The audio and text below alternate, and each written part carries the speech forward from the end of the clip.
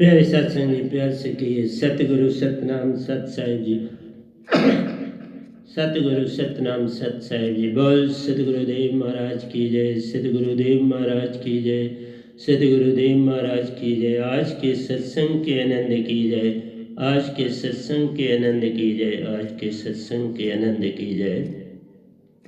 तो मैं सभी ब्रह्मांड के हंसों को, निज धाम के परम हंसों को, निज धाम के सतपुरुष जी के चरणों में मेरा कोटि कोटि प्रणाम है। वही बोलनहार हैं, वही करता आप हैं। ये गधा भाई तो बस माइक का काम करता है, उनके प्रति उनकी आज्ञा के अनुसार वही आपको जगाने की चेष्टा कर रहे हैं। आप जागो ना जागो ये आप तक है। मैं तो एक माइक हूँ, उसके अतिरिक्त मैं कुछ नहीं हूँ। जागोगे तो उन्हीं को पालोगे, जागोगे तो जीवन सफल बना लोगे। तो प्यारे सत्संग जी, आज 27/4/2021 है और आपके समक्ष सतपुरुष की आज्ञा अनुसार हम पहले वैनाम सहज अमृतसार ग्रंथ के कुछ बचे हुए दोहे हैं हमारे पास, जिनकी व्याख्या नहीं हो पाई। हमने उनका गुणगान कर लिया था। वो कोई 4 दोहे हैं तो 178 एंड 79, फिर हमने इसमें 180, 81 एंड 82 भी लिखा। 180 तक जाना था। 3 दोहे वो हैं, 2 ये 5। उसके बाद हम गीता अमृतसार ग्रंथ में जाएंगे, परंतु आज हम विचार ही करेंगे, आज हम गुणगान नहीं करेंगे। तो आइए चलते हैं, जैसा वो आपको देते हैं दोयों के अनुसार वो दे रहे हैं। आप लेने वाले बनो, पर लेने वाले नहीं बनो, उस पर चलने वाले बनो। गोटा नहीं मारना है, कोई न कोई चीज़ अपनानी है और उसके अनुसार संसार में चलना है। कहता है वह नाम शब्द सच्ची दात प्यारो, विषय विकार से दूर ले जा। क्योंकि सबसे बड़ी जो चीज़ है संसार में, विषय और विकार, ये वृत्ति है और इसको आहिस्ता आहिस्ता ही कम किया जा सकता है। ये यकदम नहीं है ऐसा काम। ये slow and study wins the race वाली बात है। धीरे धीरे जग का भेद खुले प्यारो। जग का भेद खुलना चाहिए तो फिर ये चीज़ जाती है, तुम्हारे यत्न से नहीं जाएगी। ये काम यत्न से न होई, सतगुरु कृपा पावे कोई कोई। तो प्यारी सत्संग जी, धीरे धीरे रे मना, धीरे सब कुछ होए। धीरज तो अपने में डाल ले, पल में सब कुछ हो जाए। तो इसलिए प्यारी सत्संग जी, प्रेम सत्य सुख शांति संग समाए। जब ये धीरे धीरे सब कुछ होता है तो जूं जूं तुम्हारी मैली चदरिया दाग हटते चले जाते हैं, चदरिया साफ होती चली जाती है, तो अपने आप जगह बनती है। सबसे पहले जो जगह आपकी बनती है वो प्रेम है, फिर सत्य है, फिर सुख है और फिर विश्वास है। इनके बिना विश्वास नहीं है। इसलिए पहले तभी बोलता हूँ मैं, विश्वास की छलांग लगानी पड़ती है और गुरु के आगे, सतगुरु के आगे पल पल झुकना पड़ता है। ये काम झुकने से ही होता है। झुकना आ गया तो हो गया भजन। झुकना इसलिए नहीं है कि कोई तुमसे बड़ा है, झुकना इसलिए कि मेरा मान बहुत बड़ा है। मान को मिटाने के लिए झुकना है। इसलिए प्यारी सत्संग जी, कुछ जगहों पर ये नियम है।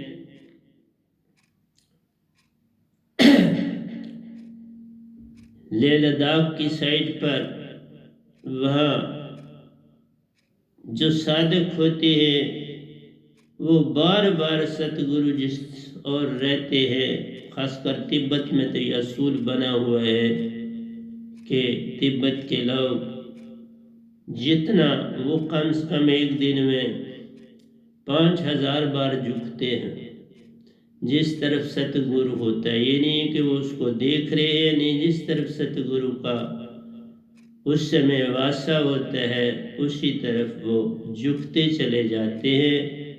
ये नहीं कि सतगुरु देख रहा है या हमारा गुरु देख रहा है, देखने की कोई बात नहीं है, क्योंकि देखने से तो तुम्हारा मान बढ़ेगा। तुम बस अपने आप को मिटाना है, झुकने से ही मिटता है ये मन जो है, और कोई ढंग नहीं होता। झुकने से मिटता है, कम होता चला जाता है और तुम एक लकीर पर आ जाते हो। इसलिए वह नाम शब्द दात पार कराए। प्यारे सत्संग जी, जो आपकी मैली चदरिया आत्मा की है उसको धोने का, हर चीज को धोने का अपना अपना, सर को धोते हो, बॉडी को धोते हो तो आपका साबन और है, कपड़े को धोते हो साबन और है, गर्म कपड़ों को धोते हो उसके लिए और है। हर चीज जो तुम करते हो वो बिन है। सर को धोते हो तो शैम्पू और है, इसी तरह से गर्म कपड़े धोते हो तो उसका शैम्पू और है। तो आप एक ही चीज सबसे नहीं कर सकते। इसी तरह से प्यारे सत्संग जी, तुमने अपने अंदर प्रेम सत्यानंद को जगाना है, विश्वास को लाना है, तो आपको सारे शब्द का इस्तेमाल करना ही करना पड़ेगा। उससे बड़ी ताकत, मन से बड़ी ताकत को लाना पड़ेगा ताकि मन शांत हो। जैसे आप देखिएगा, छोटा दिया हो, हम जलाते हैं दिए छोटे, दिवाली को जलाते हैं सारे, तो वो दिए आप रखते हो दीवारों पर, लेकिन जरा आंधी का झोंका आता है बुझ जाते हैं। लेकिन वही आग जब जंगलों में लगती है या किसी मकान को लगती है, उस समय वो हवा पंखे का काम करती है और उसको लपटें और बड़ी होना शुरू हो जाती है। वो उसको जलने में मदद करती हैं, दिए की रोशनी बुझाने में और बड़ी आग और बढ़ाने में, है ना। अडम बनाता, आग तो एक ही है, लेकिन आप देखें कि एक तरफ बुझाती है, एक तरफ और बढ़ाती है। तो प्यारी सत्संग जी, हर चीज का प्रयोग अपनी अपनी जगह पे होता है। सार शब्द का प्रयोग सुरती से होता है और मनन मन से होता है। जो गुरु, क्योंकि मैंने बोला था कल भी कि जो मेरा आज प्रवचन कल भी था आज भी हो रहा है, वो है सतगुरु और गुरु में क्या अंतर है, निरंकार भगवान और सतपुरुष में क्या अंतर है, स्त्री और पुरुष में क्या अंतर है। ये तीनों चीजें इकट्ठी इसमें छिपी होती है। तो प्यारे सत्संग जी, मेरा आपसे यही कहना है कि मन को तुम जान नहीं सकते आसानी से। मन तभी जाना जाता है जब तुम्हारे पास ये दात होती है और तुम मन पर सवार हो जाते हो। हाथी होता है तो हाथी वान का बच्चा भी देख देख कर सब सीख जाता है अपने बापू से, अपने बड़े भाई से, और वो भी जब हाथी पर बैठता है तो उसको पता है मैंने कैसे इसे काबू में लाना। और उसके अतिरिक्त कोई ऐसा अनजान आदमी हाथी पर बैठ जाए तो हाथी उसको ऐसा फेंकेगा को पता भी नहीं चलेगा कहाँ गिरा। इसलिए मेरी प्यारी सत्संग जी, जो चीज जिस जगह इस्तेमाल की जाती है वहीं की जाती है। अग्नि से खाना पकता है पेट्रोल से गाड़ी चलती है, हवाई जहाज उससे भी ज्यादा साफ किया हुआ पेट्रोल होता है और फिल्टर किया होता है और डिस्टिल किया होता है, तो वो एरोप्लेन में होता है। इस तरह हर चीज के लिए जो चीज है वो अपने हिसाब से होती है, क्योंकि उसमें कचरा और कम होता है। इसी तरह से जो तुम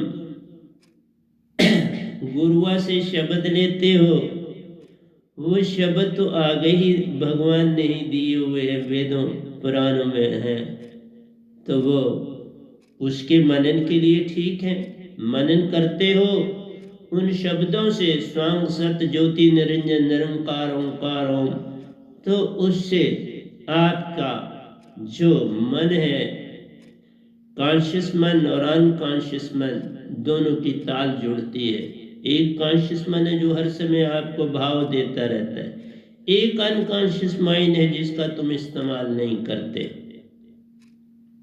जैसे साबुन की चक्की होती है, ऊपर ऊपर से इस्तेमाल करते हो, नीचे वाला अभी तो इस्तेमाल नहीं हुआ, वो बैठा है अपनी जगह साबुन। जब उसकी टर्न आएगी तो फिर वो भी इस्तेमाल होगा।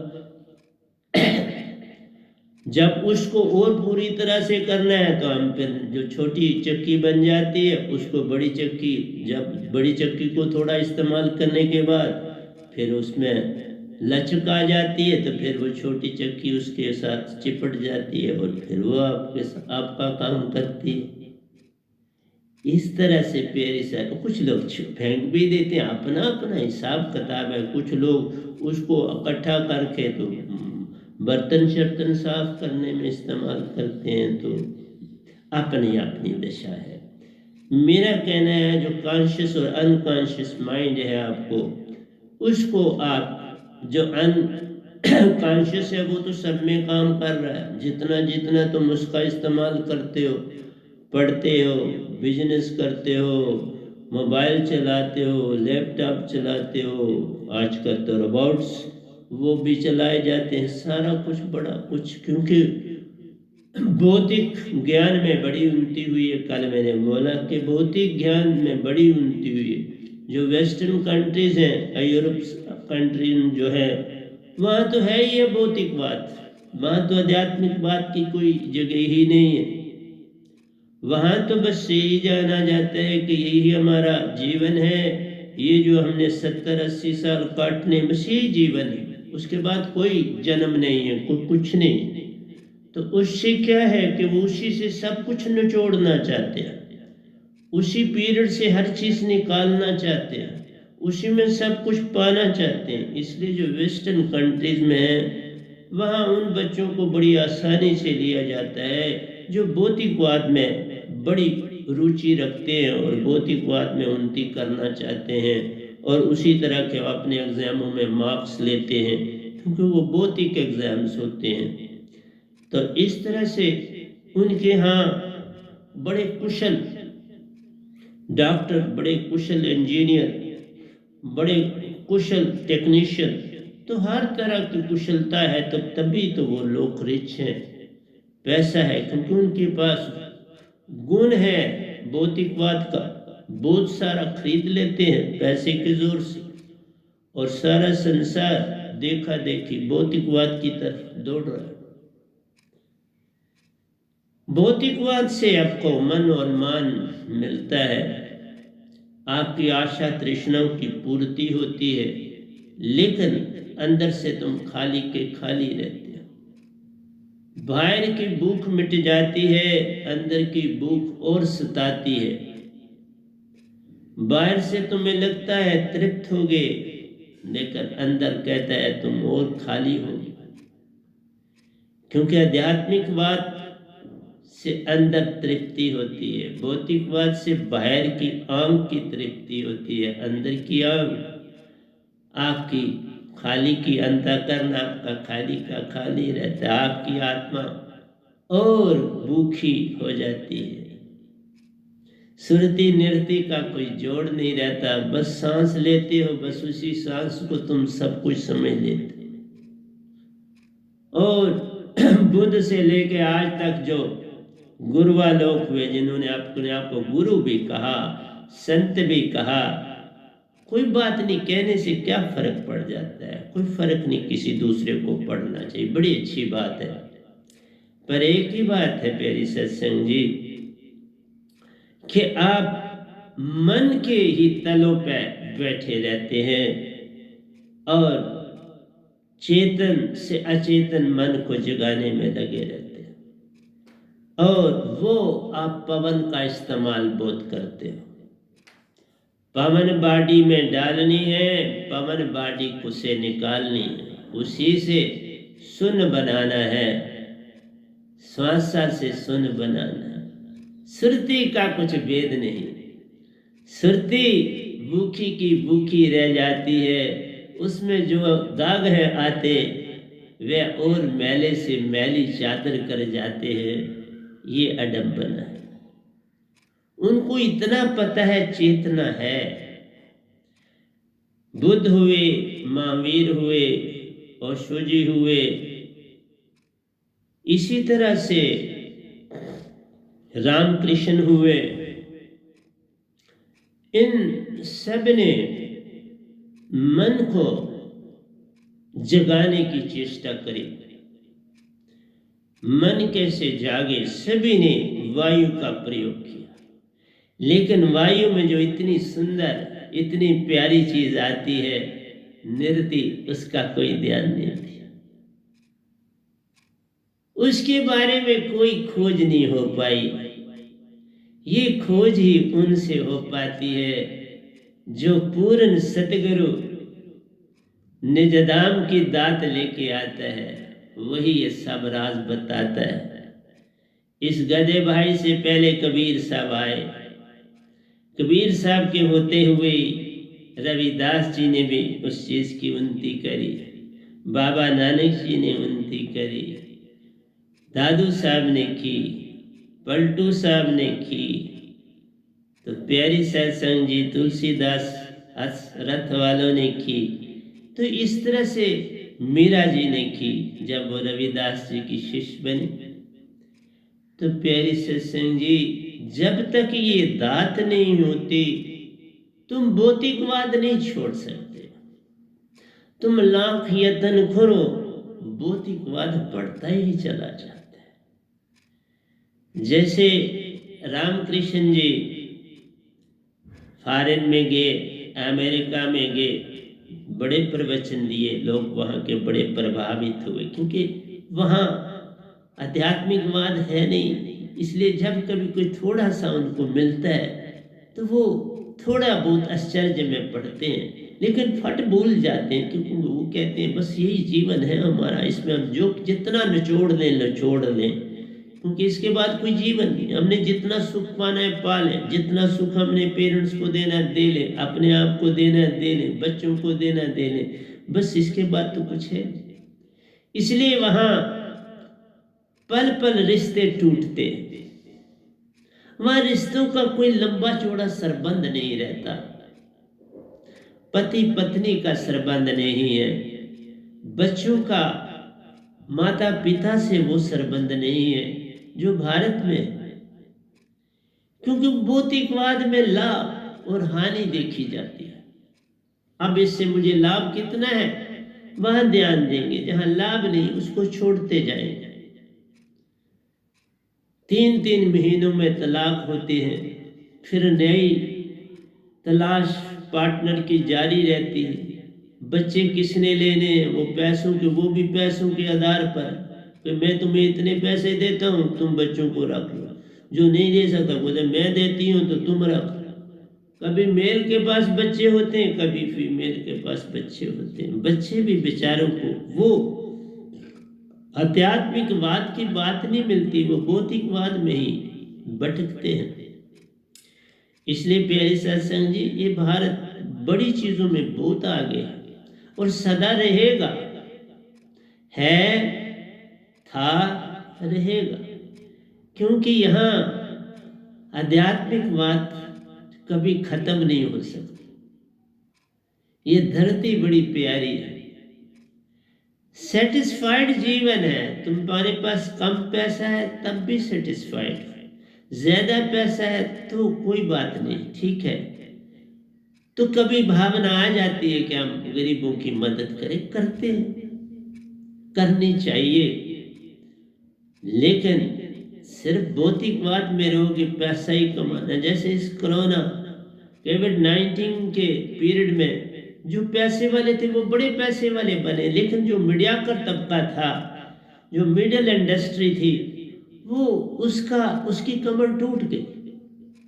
और देश तो चलता है मिडिल की सोसाइटी से, उसकी जब कमर टूट जाए तो देश कमजोर हो जाता है, क्योंकि जो बहुत सरमायादार है फिर वो बाहर की कंट्रियों में पैसा लगाना शुरू कर देते हैं और उनको सारी कंट्रियां निमंत्रण देती हैं, क्योंकि उनको भी उन्नति करनी है, उन्होंने भी अपने लोगों को आगे ले जाना है। तो वो तो पैसे वाले को बड़ा मान देते हैं और कहते हैं आओ हमारे यहाँ इंडस्ट्रीज लगाओ, हमारे यहाँ काम करो। प्रलोभन देते हैं, बहुत बड़े बड़े प्रलोभन देते हैं। और एक इंसान तो लालची है, वो तो प्रलोभन में आता है। पैसे वाले के लिए कोई देश कोई चीज नहीं, ये तो गरीब और मिडिल तबके के लिए है देश। उसके अंदर ही आप जज्बा भरते हो देश का, देशभक्ति का, देश प्रेम का। सरमायादार को इन चीजों से कोई लेना देना नहीं है, वो यूज करता है पल पल हर इंसान को। इसलिए प्यारी सत्संग जी, मन के नीचे के तल पे जाओ, ऊपर के तल पे जाओ, मन तो मन है। और जितने गुरुआ आज तक हुए संसार में, एक भी बड़े बड़े अच्छे मेरे कबीर साहब को समझ भी नहीं पाए। कबीर साहब को यही जान लिया वो अनपढ़ थे। वो अनपढ़ नहीं थे, वो इतने पढ़े थे कि जिसकी सीमा ही नहीं है, जिसका कोई आर और पार ही नहीं है।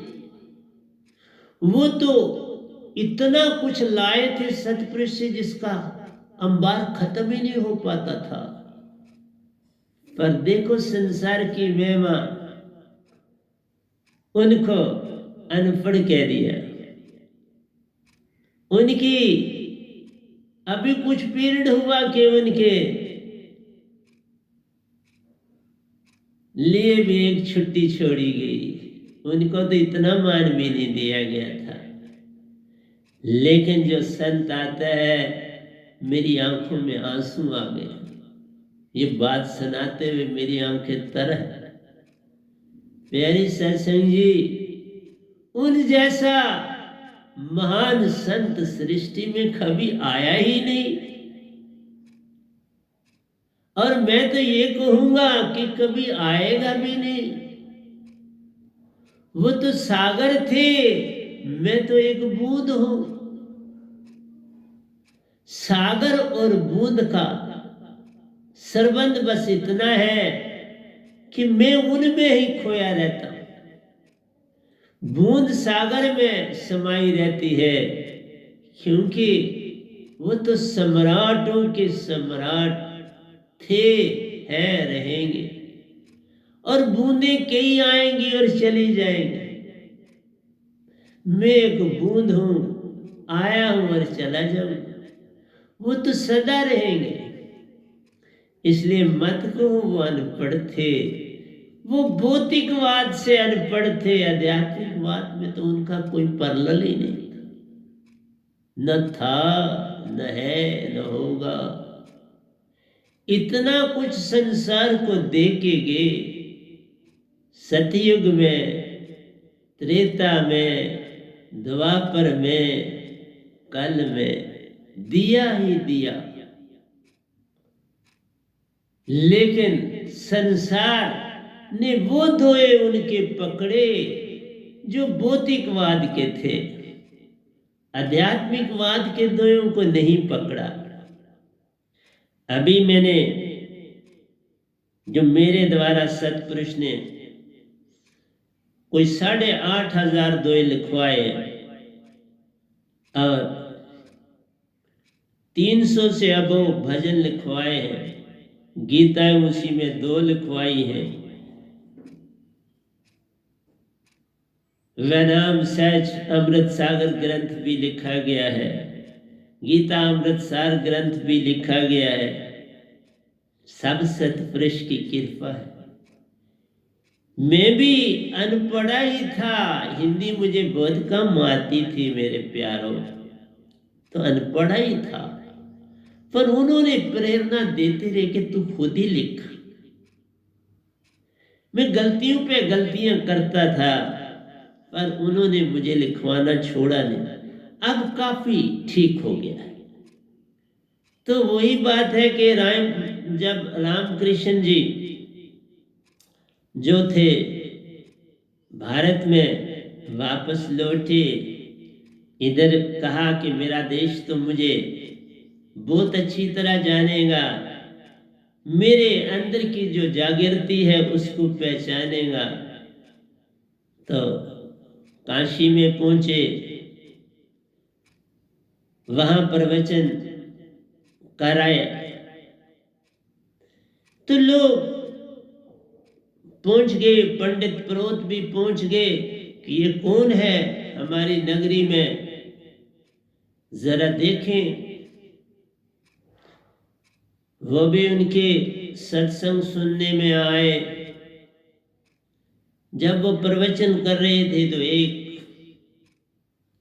विख्याता, एक वेदों की जानकारी रखने वाला संस्कृत का पंडित खड़े हो गए और कहा, हमें ये पहले बताइए, पहले इसके कि हम आपका कोई प्रवचन सुने, ये बताइए आप संस्कृत जानते हैं?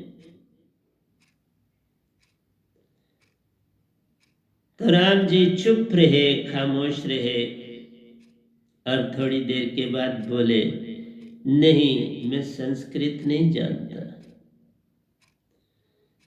तो फिर वो पंडित जी उठे और कहा, फिर हम आपका कुछ भी सुनने के लिए तैयार नहीं, पहले जाओ संस्कृत पढ़ो, संस्कृत को जानो, फिर प्रवचन करना। तो प्यारे सत्संग जी, भौतिकवाद के लोग वेद किताब होमो भायरा, नानक का पातशाह दिसे जय। जिन बात को मैं, कबीर साहब कहते हैं, जिन वेद भाव को मैं जानूं, वेदत जानत ना है। जिस बात को मैं जानूं, वेदत जानत ना है। वेद तो ओंकार तक की बातें करते, सच और झूठ तक पसारा है, प्रेम आनंद को जाना नहीं, फिर विश्वास का कहां किनारा है। ये सारी बातें वेदों से नहीं मिलेंगी। मेरे को भी कोई कहे कि तुम्हें कोई वेद आता है, मुझे वेदों का भेद आता है, मुझे वेदों का रस आता है, वेद नहीं आते। संस्कृत मैं बोलता नहीं, लेकिन संस्कृत समझ लेता हूं काफी, अपने आप, पढ़ी नहीं, समय नहीं मिला, इतना समय नहीं मिलता। अंदर की दुनिया में जाओगे तो अंदर इतना बड़ा खजाना है, लदा हुआ है, खजाने ही खजाने हैं। तुम धरती के खजाने ढूंढते, सोने चांदी के, अपने अंदर ढूंढो तो इतने बड़े खजाने हैं जिसका आर और पार ना। तुम्हारा ये तन, तुमने तो गुरुआ ने, लोगों ने तो इतना जाना कि ये तन जो है 3 लोक पसारा है। नहीं बाबा, इसका आद और अंत है नहीं, इसका उरला कंडा नहीं, इसका परला पार नहीं। ये तो चौथे लोक का पसारा है, जिसका वेद तुम जानत नहीं प्यारो, जिसका नाम तक तुमने जाना नहीं, वह अमर लोक कहलाता है। सतपुरुष लोक आप बनाता है, अमर लोक कहलाता है। सार शब्द की दात वहीं से आती, जो आत्म को आन जगाती है, बिन सार शब्द के आत्म न जगती, वेदों से कुछ पाता ना, बस फिर भटका रहता है, कुछ भी संग में जाता ना। प्यारे सत्संग जी, समर्पण से सब मिलता है, समर्पण से ही कोई पार हो पाता है। बिन समर्पण क्या खाक पाओगे? भूख प्यास में इस समय गवाता है, खाने का पता नहीं कितना खाना है, स्वाद लेके तू बहुत ही खा जाता है। पानी की प्यास न हो तो भी पानी पी जाता है। तू कोई बंदा है जिसको बंदा कह दे? तू तो पांच तत्व का केवल पुतला है। तूने नहीं जाना तेरे अंदर महासागर पसारा है। महाचेतन सुरती का वास है तू, मां सुरती का ही तू किनारा है। उसी की जोत तुम्हारे अंदर, वही तुम्हारा प्यारा है। पर तुम ये सब जानत नहीं, तुमने काल का पकड़ा सहारा है। बुद्ध ने भी काल को पकड़ा, महावीर ने भी काल को पकड़ा, ओशो जी ने भी काल को पकड़ा, रामकृष्ण जी ने भी काल को पकड़ा। अरे बाबा, किसने नहीं काल को पकड़ा? मैंने भी 50 साल गुरुओं को पकड़ा और 1.5 साल निरंकार को पकड़ा, फिर पाया दरबार, फिर उस महासागर का वेद मिला, तारी लगाई अपार, संग किया उसका, शास्त्र भी किया पार। काल भगवन से कुछ ना मांगा कभी, वह भी हुए बेहाल। हर ओर से दुख दिए, नचाया, किया मुझे बेहाल। इस दास ने हिम्मत ना हारी, आज पाया अपार और अपार। जिसका उरला कंडा कोई नहीं, जिसका नाही पार। अब वही मुझ में रहता प्यारो, इतना बड़ा इतना चौड़ा, आद और अंत जिसका नहीं, उसका पसारा इस वैनाम के दरबार। प्यारे सत्संग जी, ये दो ही नहीं बोलता हूं, वही लिखाते हैं और लिखाते जाते हैं। ये तो एक निमित्त बिन हूं, मेरा सब कुछ पाना, कुछ ना मांगना, कुछ ना खाना, जो मिल जाए उसी में रहना, उसी में पड़े रहना, उससे आगे नहीं जाना। मैंने कभी जीवन में अपने खाने की प्लेट से चीज निकाली कभी मांगी नहीं, बचपन से लेके आज तक। मैंने कभी नहीं कहा मुझे एक फुल्का और दो, थोड़े से चावल और डाल दो, थोड़ी दाल नहीं, जो पहली बार थोड़ी ली बस उसी में राजी हो गया। तुम मन को छोड़ते नहीं, कैसे बनोगे आत्मान? कैसे तुम भौतिकवाद से निकलोगे और आध्यात्मिकवाद में बनो? इल्म का पाना भी भौतिकवाद है पाना, पैसे का पाना भी भौतिकवाद है पाना, बड़ी बड़ी पोस्टों पे बैठना भी भौतिकवाद है पाना, बड़ी बड़ी पार्टियों में जाना भौतिकवाद का सहारा ले लेना, सारा भौतिकवाद है। तुम कब आत्मिक बनोगे? बस ये अडम्बना है, एक बार जो दात को पाता, पल में अपने पिता का पता मिल जाता। पिता का पता मिले तो घर का भी पिता पता संग साथ मिल जाता।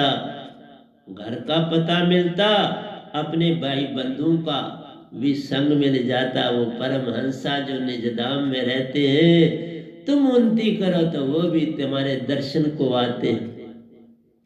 आए ना मेरे ही दर्शन कर, राम कृष्ण तक आए मेरे प्यारो। कबीर जी आए, रविदास जी आए, बाबा नानक जी आए, मीरा जी आई, निरंकार भगवान खुद आए। आज शक्ति ने भी दर्शन दिए और दर्शन पाए। ये तुम्हारे तक है। झुकना आ गया तो सब कुछ पा गया। मैं अभी भी क्या हूं, मैं तो दास, मैं कुछ नहीं हूं साहब जी। दासापन, मेरा दासापन निरंकार को भाया, मेरा दासापन सतपुरुष को भाया।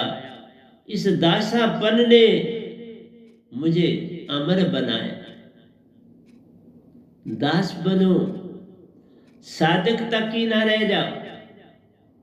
साधक शब्द थोड़ा ऊंचा है, दास शब्द थोड़ा पीछा है। पीछे रह के चलना सदा, आगे की आस न रखना रे। जो पीछे इसलिए रहते कि पीछे ही रह जाना है, तभी बात बनती प्यारो, जिस सतपुरुष को पाना है।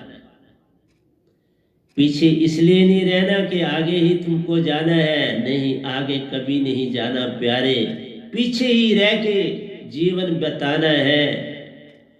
मत जान इस शान शौकत में तुम्हें कभी कुछ मिल पाएगा। ये सब धोखा जग का प्यारो, मन का मन में ही रह जाए, फिर मन के ही बन के रह जाओ। जिस सत्य को पाना तो पूर्ण सतगुरु का सहारा पाना है। वही सच्चा साथी तेरा, उसी का संग निभाना है। दासापन उससे सीख लेना, फिर उसी को जीवन में उतारना है, उसी में रहना है, उसी में हर एक से बातचीत करना। सलाह नहीं देनी कभी किसी को, कोई सलाह ना ले पाता है। तुम्हें भी देनी आती नहीं, क्योंकि तुम भी चल नहीं पाते, खुद चल पाते नहीं। सलाह हर एक को तुम देते हो, सलाह किसी के काम की नहीं, पास ही रखो तो अच्छा है। इसलिए प्यारी सत्संग जी, मैं बड़ा दूर निकल जाता हूँ, एक दोया पकड़ता हूँ तो कहाँ से कहाँ भाग जाता हूँ। बस ये लहरें सागर की प्यारो, किनारे पर कहाँ रहने देती है। इनका काम है चलना प्यारो, आगे और पीछे चलती रहती। यही भाव होता है संतों का। कभी आगे जाते हैं, कभी पीछे हो जाते हैं। ये लहरें सब कुछ करती हैं, मैं कुछ नहीं करता प्यारो। सतपुरुष आप ही करते रहते हैं। उन्हीं का काम है किश्ती चलाना। चप्पू भी बन जाते हैं, सागर भी वही है प्यारो। लहरों में भी उनकी ज्योत समाती है। जो किश्ती को उन लहरों पे छोड़ है देता, वह भी लहर बन जाता है। अपने आप को सौंप दो सतगुरु को। तुम भेदभाव मत करो, सौंप दो, फिर देखो क्या कुछ मिल जाता है।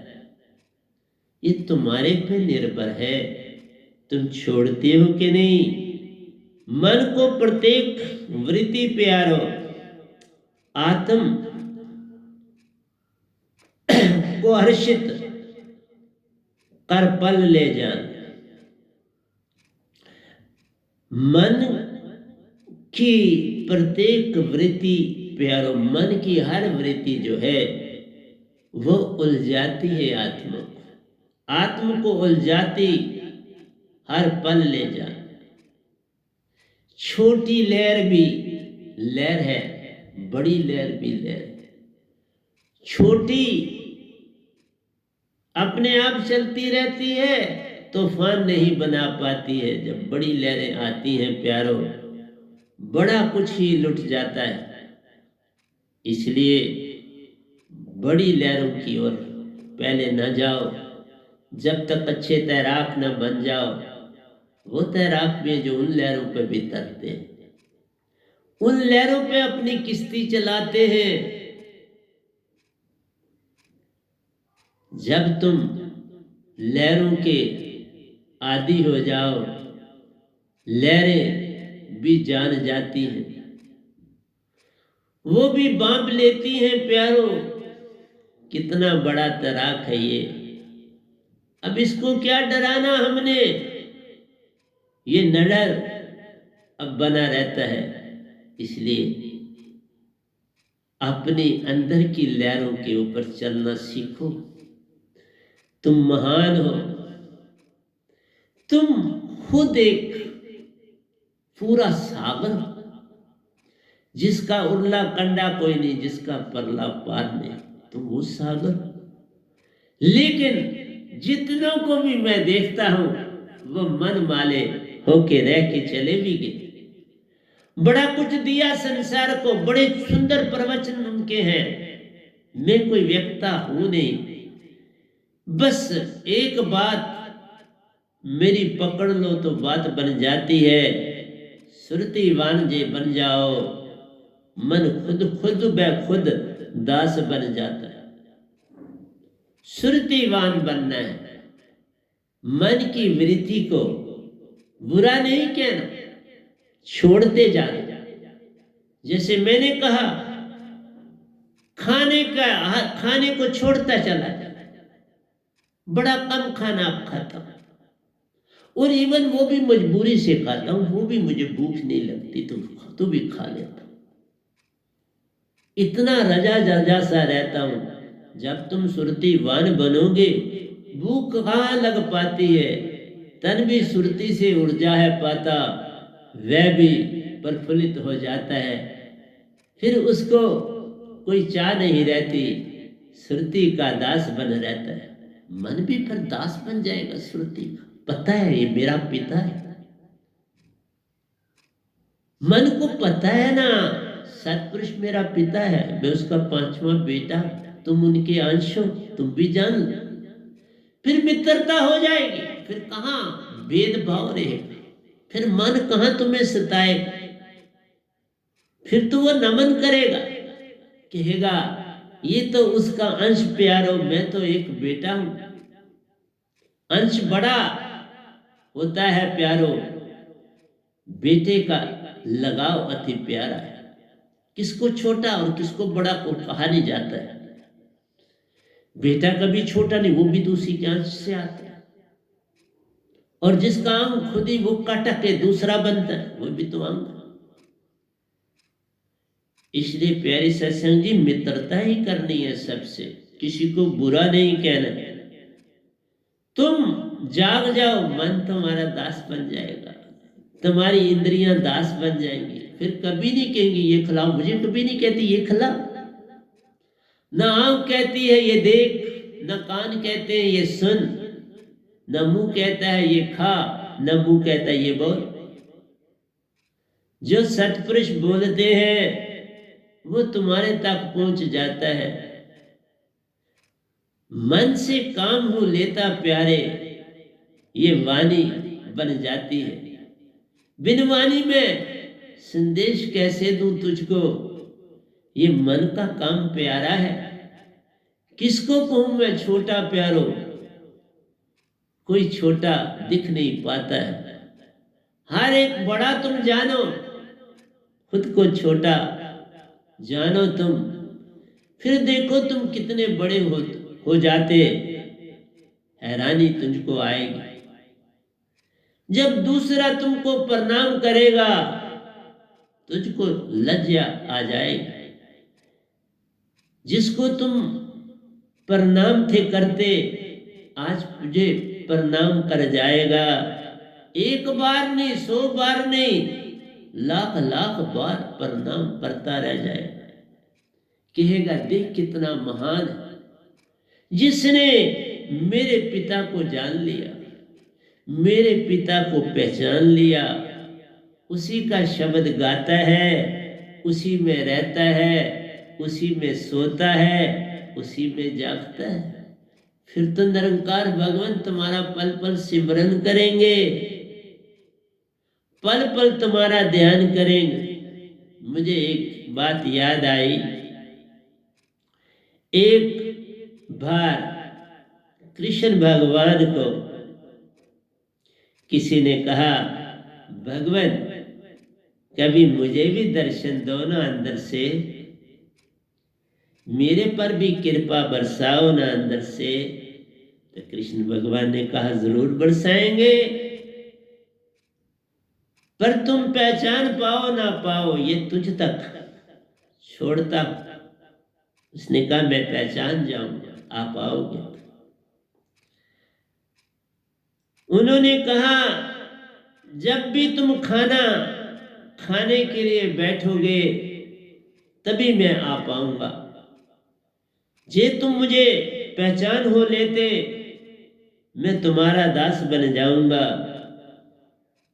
नहीं तो जैसे तुम हो वैसा ही तुम्हें छोड़ आऊंगा। उसने कहा, ठीक।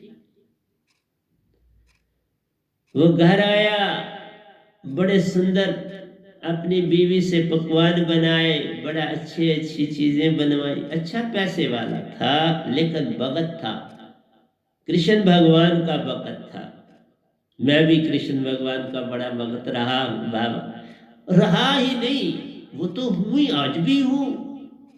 एक को जाना सब जान, सतपुरुष को जान लिया तो अब कोई दुश्मनी नहीं रहा, तो प्रेम ही प्रेम है यार। तो और मेरा वो भी सब मुझसे प्रेम करते हैं।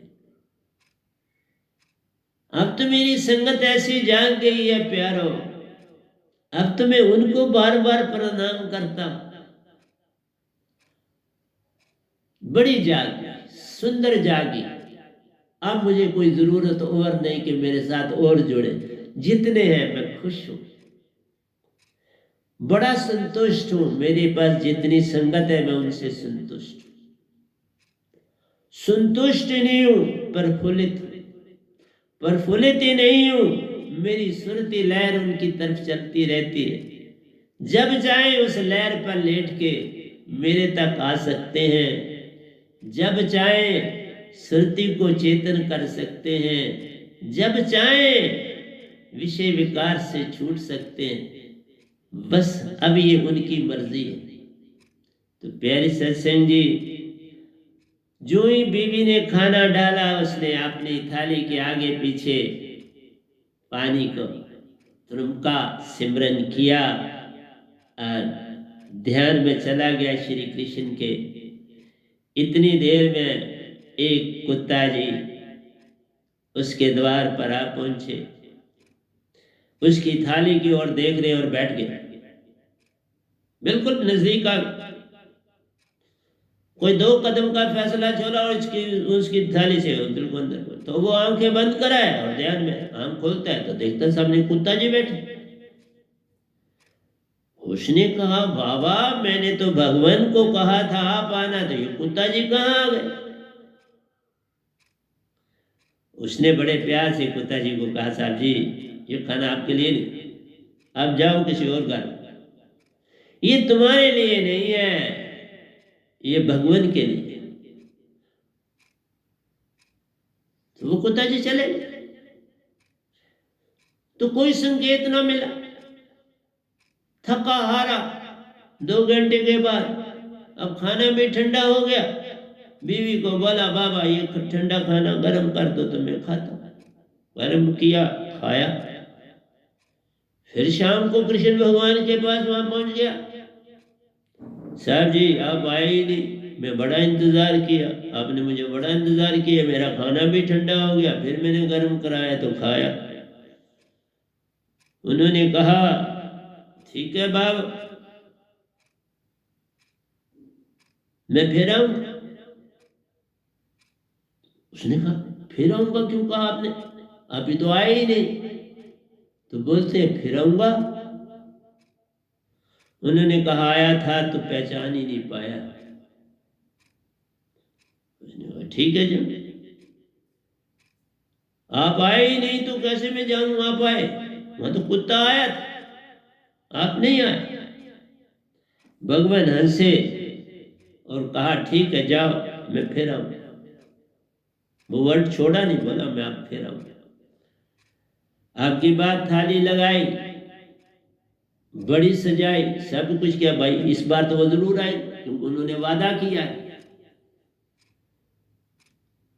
और इस बार उसने अपने साथ में एक कोली में दूध भी रखा। उसने कहा कृष्ण भगवान को दूध बड़ा पसंद है, क्योंकि गांवें चराई है और दूध को तो बहुत अच्छी तरह उसने बड़ा, अपने घर में भी गाय रखवाई थी, ताजा दूध फर्स्ट क्लास। उसने कहा एक गिलास में दूध दे दो, दूध दे।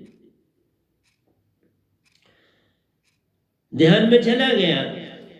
कुछ देर के बाद देखता है उस गिलास के पास एक सांप जी आए, बिल्कुल अपनी गर्दन उठाई हुई है और दूध को देख जैसे उन्होंने डुबकी लगानी है अभी दूध में। उसने आंख खोली तो देखता है सांप है, दूध के ऊपर अपनी गर्दन उठाए हुए। उसने कहा कमाल है यार, मैंने तो कृष्ण भगवान को बुलाया था, ये कहां सांप जी आ गए। ली लाठी और भगाया, बड़ी मुश्किल से सांप जी बाहर। दूध नहीं पिया, दूध बाहर गिरा दिया। बोला अब इसके ऊपर उसका छाया, ये नहीं मैं पीऊं। खाना खाया, फिर कृष्ण भगवान के पास पहुंचे। बोला आप आए ही नहीं। उन्होंने कहा मैं तेरे पास जितनी बार आऊंगा तू पहचान ही नहीं पाएगा, तो मैं कैसे आऊं? पहले तू अपने आप को पहचान, फिर तू मुझे पहचाने। तूने अपने आप को ही नहीं जाना, अपने आप को ही नहीं पहचाना, मैं कैसे, तुम मुझे कैसे पहचानोगे? जाओ अपनी पहचान करो, कोई पूर्ण सतगुरु ढूंढो और अपनी पहचान करो। इसलिए मैं सारे संसार को कहता हूं पूर्ण सतगुरु ढूंढो, फिर ही वो मिल पाएगा, बिन पूर्ण सतगुरु नहीं मिलता। तू लाख जन्म भी पाएगा तो भी बात बनेगी नहीं प्यारो। तू प्यासे का प्यासा और भूखे का भूखा ही रह जाए। इसलिए प्यारी सत्संग जी, संतों की एक बात सुंदरता से पकड़ लो तो पार हो जाओगे। तुम बार बार प्रवचन कहते हो, प्रवचन क्या करूं? मेरे पास कोई प्रवचन नहीं है, मेरे पास बस सुरती है, उसी से मैं कुछ हिस्सा आपको दे देता। और शुक्र करो कि ब्रह्मांड में कबीर साहब के बाद भी कोई सुरतीवान आया। प्रवचन नहीं होते, सुरतीवान बनना है, सुरतीवान के पास जाना है और उससे सुरती का ज्ञान पाना। सार शब्द कोई और चीज नहीं प्यारा, उसमें महासुरती समाई। हर पल सतपुरुष उसमें रहते, उसके अतिरिक्त क्या मैं तुम्हें दे पाऊंगा? जिसमें आप सतपुरुष रहते हो वही मैं तुम्हें देता जाता हूं, तो भी तुम लेने के लिए तैयार नहीं प्यारो, फिर मैं क्या कर पाता हूं? ये बात तो कभी कबीर साहब ने भी कही नहीं कही, जो मैं तुझको देता रहता हूं। तुम तो अकड़ मान में रहते हो, हमने शब्द तो पाया है, अब इसको क्या पाना हमने? फिर ऐसी बात ही होगी, लाखों जन्म और गवाओगे, फिर पता नहीं किसकी टर्न है आती, कब आती, कब किस पे सतपुरुष खुश हो जाते हैं, कोई नहीं जानता। इसलिए बोला एक संत को तैयार करना बड़ा कठिन काम है। उसने बड़ी आग के ऊपर चल के उसने अपना जीवन काटा होता है। मैंने बड़ा कठिन जीवन काटा है, सुना भी नहीं सकता, व्याख्या भी नहीं कर सकता। मेरा जीवन खुद एक बहुत बड़ी किताब है, लेकिन मैंने कभी उफ नहीं करी, शिकायत नहीं करी, किसी को कभी बुरा भला नहीं कहा। यही अंदर से कभी सोचता हूं ये ठीक हो जाए, इसको कुछ और अकल आ जाए तो आ जाती है। जिसके विषय में सतगुरु कहते हैं इसे अकल आ जाए तो एक दिन आती है, और आ गई। जो जुड़े थे मुझसे उनको आ गई। अब तो वो बार बार नमस्कार है करते, बार बार झुकते रहते हैं, बार बार अंदर से दर्शन है करते, बार बार सुख पाते हैं। तो देख लो, मैं दूसरे ग्रंथ को कैसे अभी टच करता, इसी के दोए पूरे नहीं हुए, 180 भी नहीं हुए, 3 दोयों से भी नहीं मैं पूरा आगे जा पाया। ये दोए तो एक बहाना है, बस सतपुरुष ने ही सब कुछ दे जाना है, वही बोलते हैं वही देते हैं। ये तो बस एक किनारा है जिस पे मैं बैठा हूं रहता, लहरों पे वो खुद चलते रहते हैं, पार भी वो कराते मुझको, रार भी ले आते हैं। सब कुछ आप पे करते प्यारो, आप ही करन करावन हार प्यारो, आप ही सब कुछ करते रहते। इसलिए प्यारी सत्संग जी, मैं तो केवल एक दास हूं, उनका भी, आपका भी और सारे संसार का भी। दासा समझ के आ जाना, कभी भूले भटके दात को पा जाना, फिर देखना तुम्हें अपना बाप है मिलता, फिर देखना निज घर साथ है मिलता, फिर देखना अपने भाई बंधु परमहंस कितने प्यारे हैं, अमर देश कितना प्यारा है, वह सुरती की धारा हर ओर है बहती, उसका आद और अंत कोई ना, उसका कोई नहीं किनारा है। तो प्यारी सत्संग जी, क्या क्या आपको समझाऊं। आइए एक दो एक के ऊपर और चलते हैं। सुरती को जग में उलझाती प्यारो, अंदर का भेद छूटा ले जान, साहिब जी मन माया का भेद ले जान। कुछ जानने की अवस्था नहीं है मन माया की, कुछ चेष्टा मत करो, तुम सिर्फ सिमरन करो। सिमरन से सुख होत है, सिमरन से दुख जाए, कहे कबीर सिमरन किए साईं में मिल जाए। तुम्हें क्या लेना देना, कोई बुरा है ही नहीं। बुरा वेखण में गया तो बुरा ना मिले आपको, जी सुरती खोजी आपने तो मुझसे बुरा ना को। फिर अपनी विजाति नजर आ जाती है। मैंने जितने जन्म काटे वो विजाति के कारण काटे, नहीं तो हम भी मोक्ष पहले पा जाते ना। कबीर साहब पहले पा गए, 600 साल तो मैं इधर ही बैठा रहा ना, नहीं ना जागा। उन जैसा महान कौन होगा।